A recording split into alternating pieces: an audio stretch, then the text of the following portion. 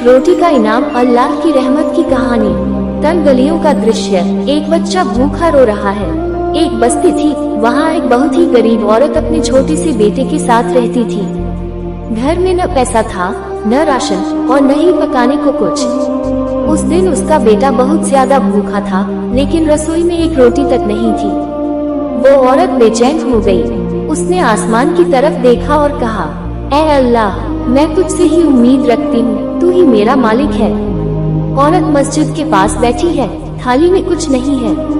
थोड़ी देर बाद एक मुसाफिर वहाँ आया, थका हुआ, परेशान और बहुत भूखा। उसने उस औरत से कहा, अम्मी, 2 दिन से कुछ नहीं खाया, कुछ मिल जाए तो दुआ दूंगा। औरत अपनी थाली में बची एक रोटी मुसाफिर को दे देती है। उस औरत के पास बस एक ही रोटी थी, लेकिन उसने वो भी मुसाफिर को दे दी। मुसाफिर मुस्कुराता है और हाथ उठाकर दुआ देता है। ग्रेटर देन मुसाफिर ने सिर उठाकर कहा, अल्लाह तुझे ऐसे देगा कि तू सोच भी नहीं सकती। और वो चला गया। अगली सुबह दरवाजे पर एक आदमी दस्तक देता है। अगले दिन सुबह एक अच्छा सा आदमी उस औरत के घर आया। उसने कहा, मैं एक होटल खोल रहा हूँ, मुझे किसी भरोसेमंद और ईमानदार औरत की जरूरत है खाना बनाने के लिए। किसी ने तुम्हारा नाम लिया, क्या तुम काम करोगी? उस औरत की आंखों में आंसू आ गए।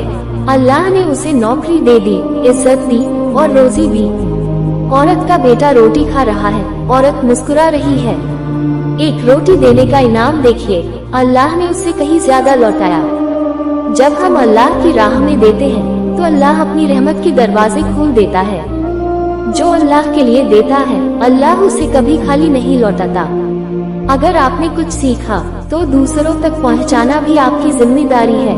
लाइक करें, शेयर करें और पेज को फॉलो जरूर करें।